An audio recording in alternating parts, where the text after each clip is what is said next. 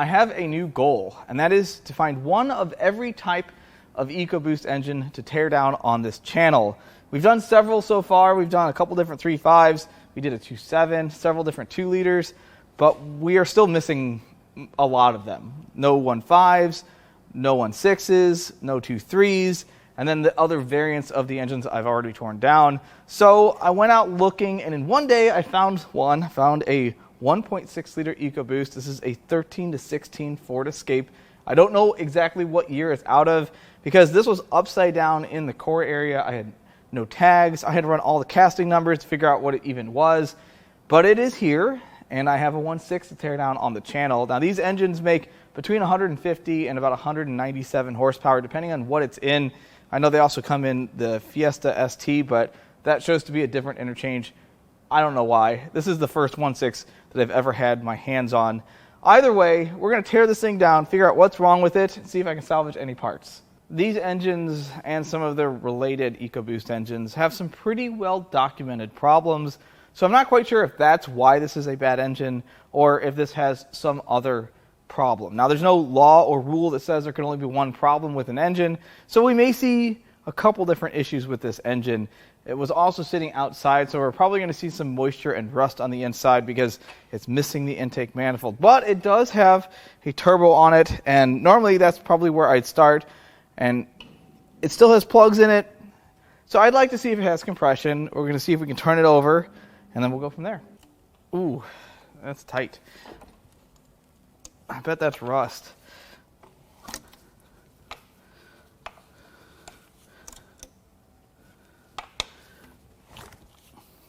Oof.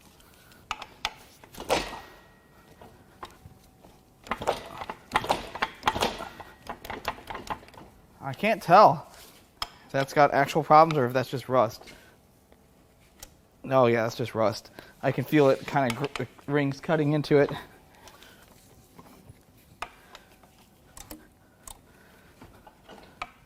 So we're going to have some work ahead of us for sure. Let's get the plugs out of it and see what those look like.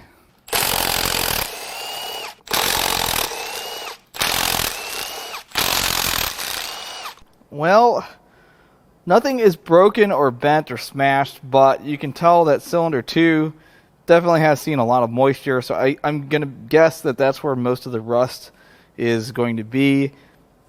And the rest of these look really dark, like it's been chewing on oil. But nothing's excessively worn. The next thing I'm going to focus on is the turbocharger. We're going to get, looks like, coolant lines done, the oil return. I don't know what the oil feed looks like, but we're going to get this all blasted apart.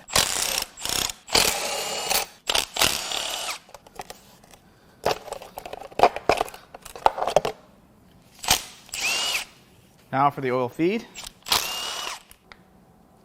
Oh, we'll use blue for that.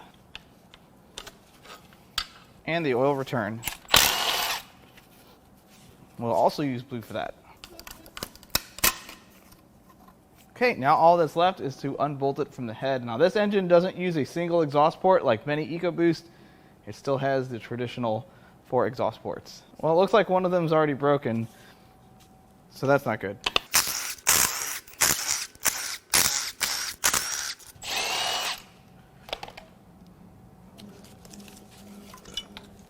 Well, the turbo is not in great shape, and I fear that's strictly because that this engine was stored upside down outside. I don't feel a ton of play in the turbo, but it also doesn't spin very well. It feels kind of crunchy and grindy, and you know, I might be able to clean this out, but anytime anything like this has been sitting out in the weather, it's a huge risk to sell it as good. But hopefully it's got some core value. The rest of the assembly looks all right. Shaft's not broken. I don't see any cracks in the exhaust housing, but it's also covered in oil, so that's something to contend with. Now we'll start attacking the valve cover. At first we have, looks like a coil mount. A 7? A 7. That's a 7, and that's a 10. I gotta use the whole toolbox on these things.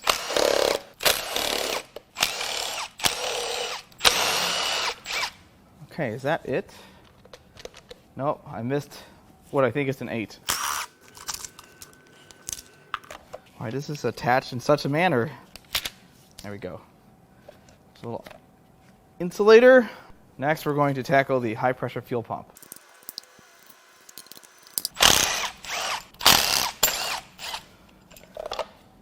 Okie dokie. Oh, that doesn't look very good. Yeah, that's not good. Underneath the high pressure fuel pump, it's a little bit of oil. And that oil looks like it's got a lot of glitter in it. Could this be an oiling problem? Or maybe it's got more than one problem. Now we'll unbolt the fuel rail. I don't know how tough this is going to be to get out, but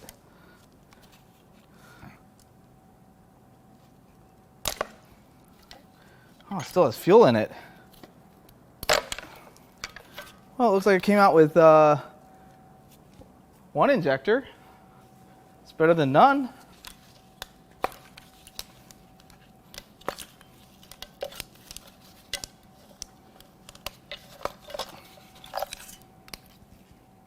Well, there's one out. These all feel very, very stuck. All right, before we can start pulling this valve cover off, there's some things blocking some of the bolts. Looks like a variable valve timing solenoid and a cam sensor.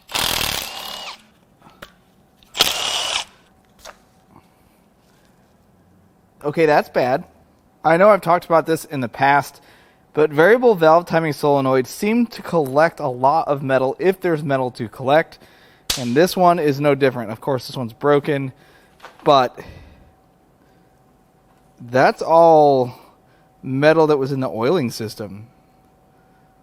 That's beyond glitter because there's some big pieces there. Flakes of that bearing gold. Now we can start pulling the valve cover.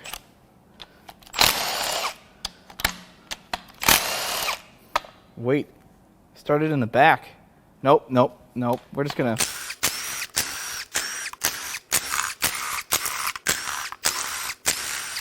I think that's it.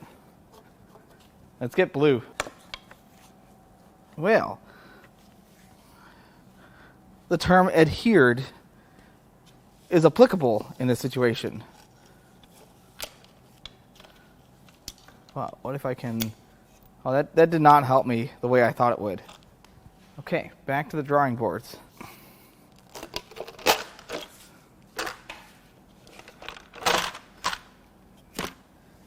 Oh.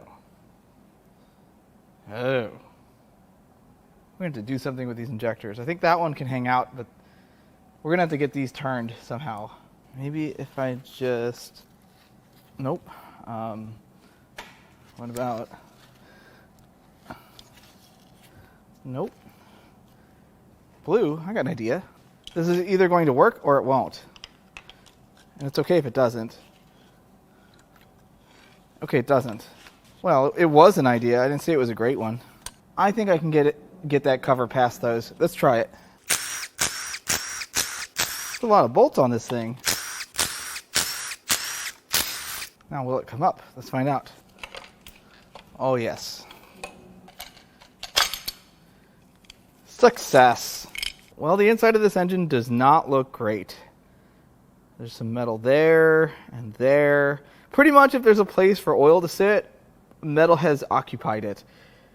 I don't see any damage to any of the lobes on the camshaft, but the overall condition is pretty bleak in here. There's that metally paste. That is the oil that was run through here. Not good. Next, we're going to start stripping the front of the engine so we can take a look at the timing system. And now the timing cover.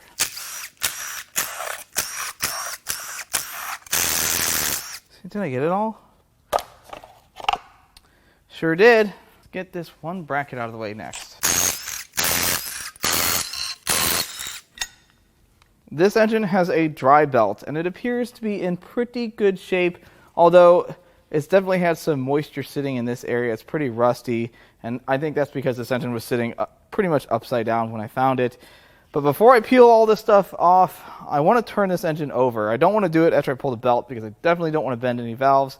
So let's see if we can turn this engine over, See if we can maybe fight through that rust. There's no plugs in it. Should be no resistance other than maybe, well, internal engine parts.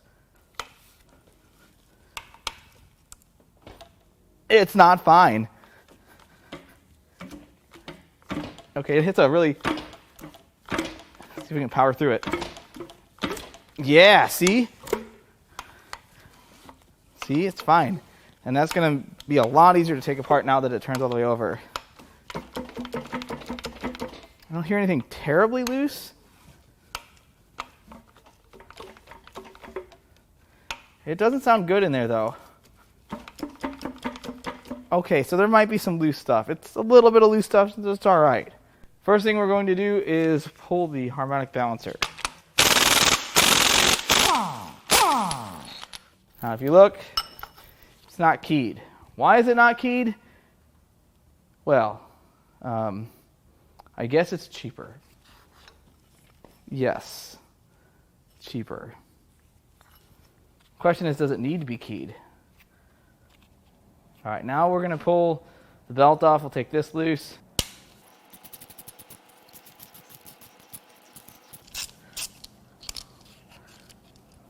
The belt just comes right off.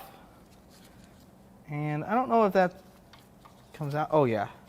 Oh, so that part's not keyed. Why is that part not keyed? Like the pulley I get because there's no trigger wheel on it, but this, no. Before we go crapping some cram caps off, we're going to remove the vacuum pump.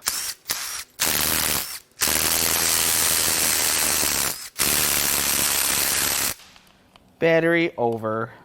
Fresh battery? No problem. Glue. That came out nice and easy.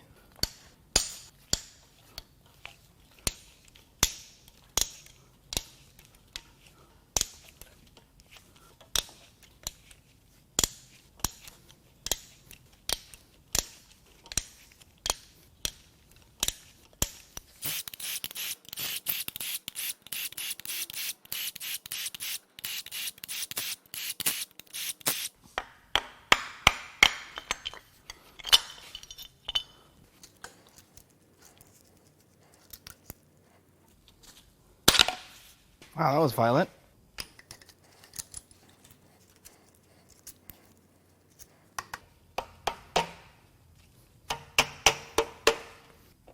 Oh wait, these won't come off because I got to get the cam gears off. Well, that's great. Just stupendous. Neat. Let's see how these come off. I don't know that I've ever said this on the channel, but do not work on your car the way I work on these engines because they only come apart, they never go back together.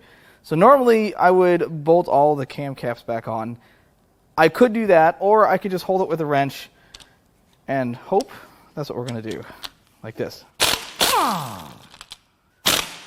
Oh, my arm. So now these should come off. Excellent. And now I can remove the camshafts.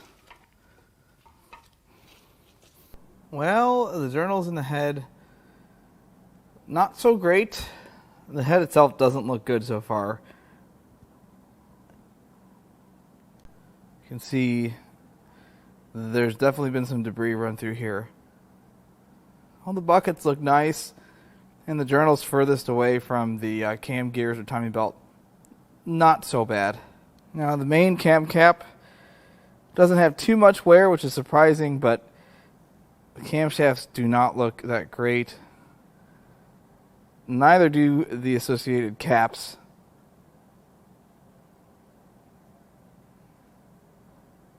Some pretty good wear right there.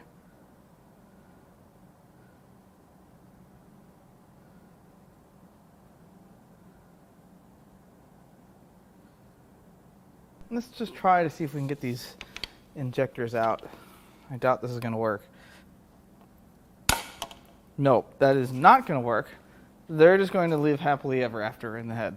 Now we will crack the head bolts loose.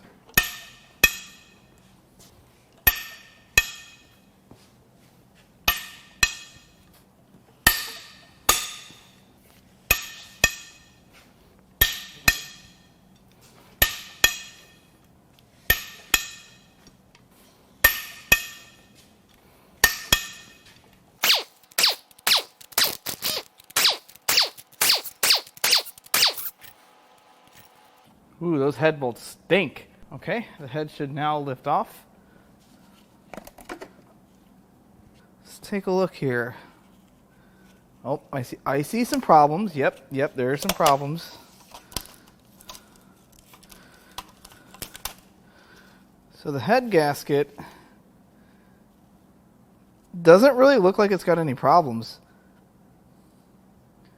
I know these can be kind of hard to tell, but I don't see anything wrong with this. It is really apparent that there was a lot of water sitting in this cylinder for quite some time. I did say this had been sitting out in the rain, upside down too. There doesn't seem to be any block damage that I can see right off the bat. I know there's a revised block version. I don't know if this is it or not. It looks a little different. Normally it looks symmetrical from here to here. We'll get this cleaned up to make sure there's no damage.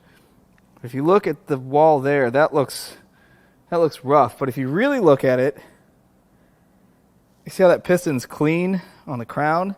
And it is there, and there, and there. Can't tell anything about that or that. But that is from making contact with the cylinder head. The only way that happens is without a rod bearing. Now we're going to turn this engine over and see what it looks like as it turns over.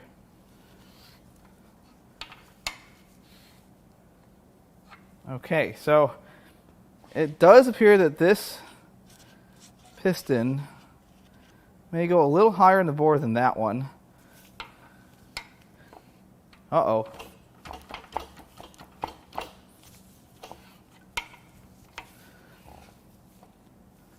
So now we got to do our test. It's a very scientific test. Pass. Pass. So far, pass. That's a fail, and I would bet that I can get cylinder 3 to fail on the way down on the downstroke. Fail. So 2 out of 4 isn't bad. Okay, 2 out of 4 is bad. Usually when we find a destroyed rod bearing, bad enough for the pistons to hit the cylinder head, it's in one cylinder, but in this case, they kept driving and did more damage. These two are okay. So looking at the cylinder head, cylinder 1 looks okay. There's lots of rust in cylinder 2. That was the ugly looking spark plug.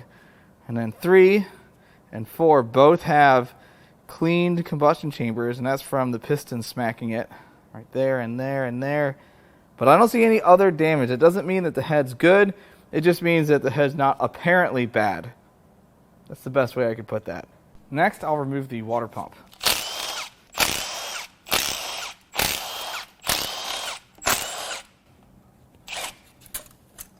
So the pump looks pretty good. It hasn't been leaking out of the weep hole. There's a plastic impeller. Looks like the coolant's been pretty clean in here. Looks like an original Ford pump. And it's definitely an original Ford pump. Yeah, it's not bad. Now it's time to turn this mess upside down so we can start working on the short block. Hopefully this doesn't make a huge mess. I'm sure it'll be fine.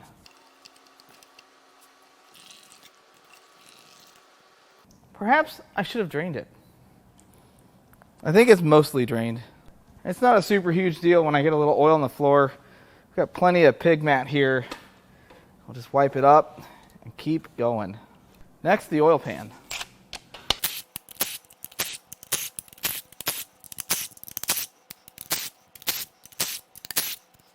I'm sure they've left me with a place to pry. Oh yes. How bad could this be?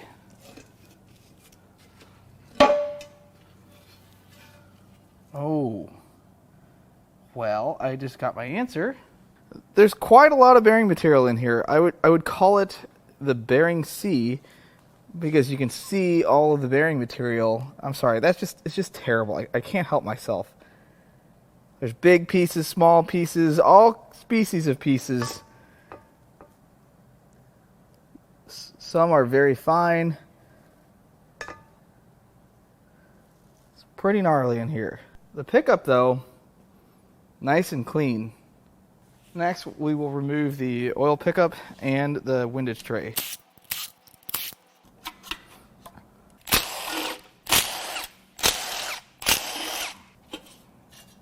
Let's just look here.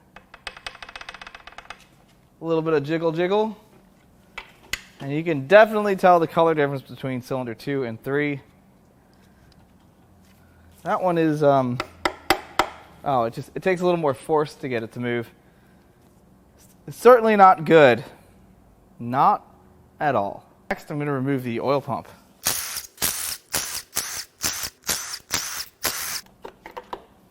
Now we'll take apart the oil pump.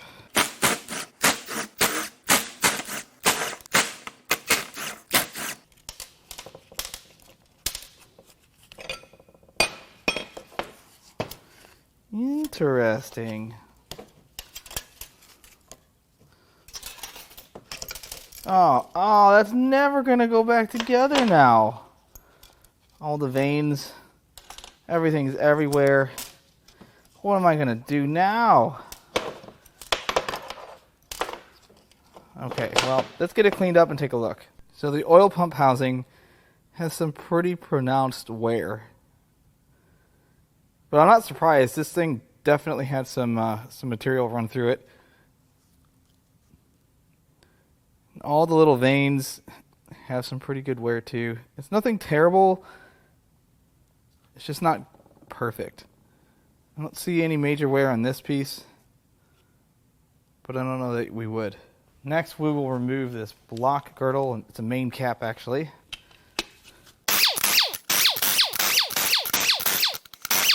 Now, these usually fight coming out pretty good. There's places to attach stuff that you could use a slide hammer. That'd be the smart thing to do. We're just going to pry on it. Actually, we're going to give it a little thunk here.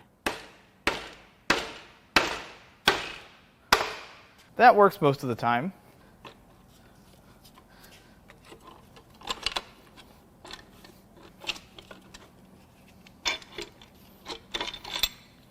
Now it's time to remove all the rods and pistons.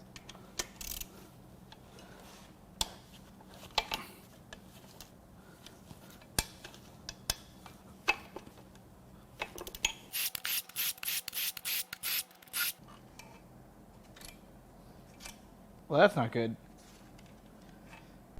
So that is the back side of a normal bearing. Normal bearing. Not normal bearing. And even less normal. All right, let's start knocking these rods and pistons out.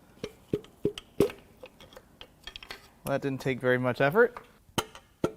You know what? We're going to turn the crank over and drive 2 and 3 to the top of the bore. I think that's going to be the easiest in this situation, considering the rust. It's also going to push the crank. There we go.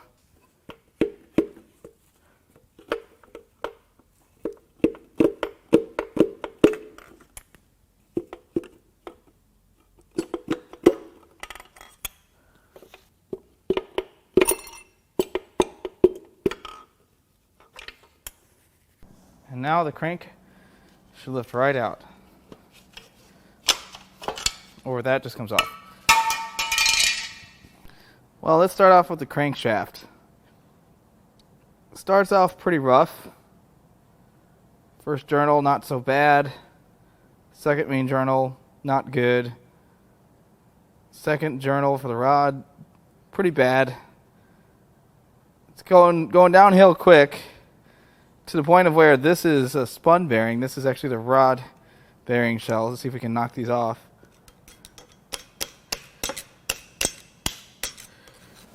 Well, maybe not. Okay, we'll come back to that.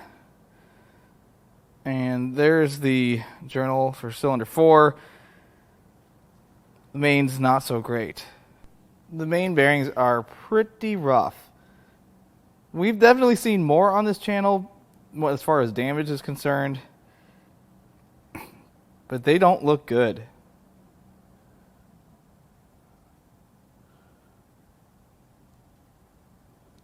The rod bearing shells, well, those are the best 2 cylinders, and as you can see, not a very high bar to set.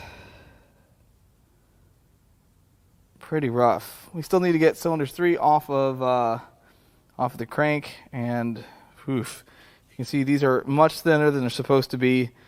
They're deformed. There's been a lot of heat, and you can tell that by looking at the rods. Cylinder 1 and 2 look okay, and 3 and 4 are much darker in comparison. It's a lot of friction, a lot of heat, lack of lubrication. It's not good. I clean these up a little bit. The pistons don't look too bad. This one's pretty gnarly looking just from the amount of rust. I sprayed this down with brake clean pretty well. Now the rings are stuck in the land of rings on this cylinder, but it's hard to blame the engine for that. The rest of these that didn't see as much moisture, the rings are freed up, but you can definitely tell this one smacked the combustion chamber.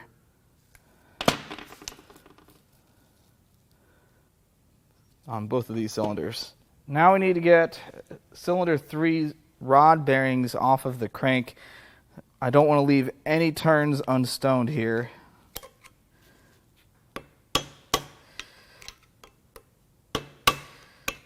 There we go.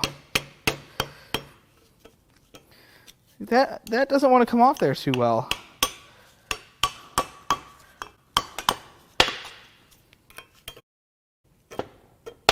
This has welded itself.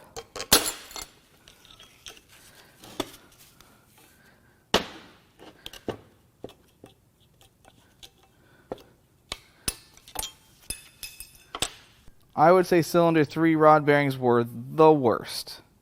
I'm actually surprised there's as much material here as there is, because the amount we found in the pan and how much play there was in the rod on the crankshaft.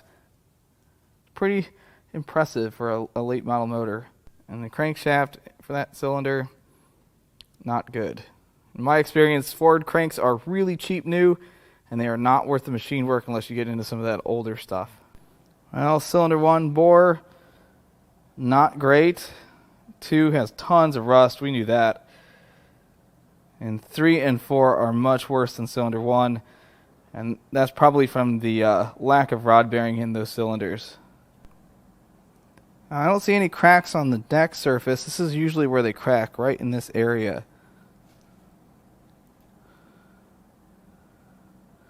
I don't see any cracks. They are pretty apparent. I've seen pictures and videos when they crack here. They're pretty apparent. So I don't know if this is an updated block design, or maybe this one just did not have that problem. I've decided that it's time to break in my new tool. This is an oil filter cutter, and I understand you don't always need to have this to cut a filter, but one of you guys, one of you viewers, sent this to me, and they actually mentioned this in the comments, but they refused to email me, and nothing is more frustrating than not being able to repay a good deed. So, if you were the one that sent this to me, please email me, please, just do it, and we're going to cut this filter open.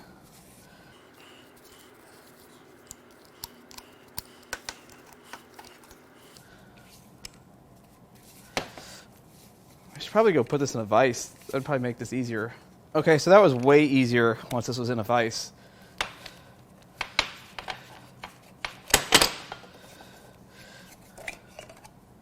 Oh, it's a little bitty one. Let's see what this looks like.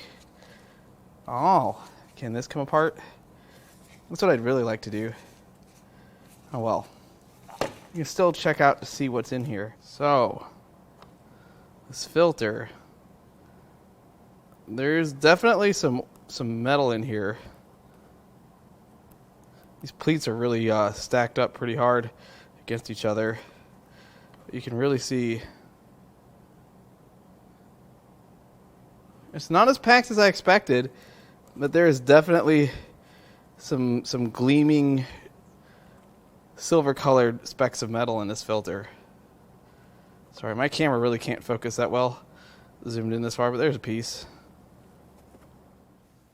Just because an engine has a very well-known failure point doesn't mean that's the only way that it can fail. I think this engine was run low on oil on probably multiple occasions. Maybe it was run with dirty oil. one thing was for sure, this engine wasn't really that well taken care of. There's lots of varnish inside. I've seen a lot of EcoBoost engines with a lot of miles on them look sparkly clean inside, and this wasn't that way. The one surprising thing here is the amount of play, the amount of movement that the rod and piston had with those bearings that were damaged didn't really add up to me. They moved a good half of an inch, maybe a quarter to half of an inch, and they still had bearings. I expected the bearings to be just gone, just totally deleted, but they were still present. They weren't quite the same shape or thickness, but it was still surprising to see that the bearings were still there. I really hope you enjoyed this teardown. If you'd like to buy any parts out of this engine or anything else I've torn down, or you want to buy parts off of this 2007 350Z, I'm going to leave our email in the video description. You can also go to importapart.com. I've been adding our new inventory just about every single week. As always, I love all the comments, all the feedback, and even the criticism. I love it all, and I'll catch you on the next one.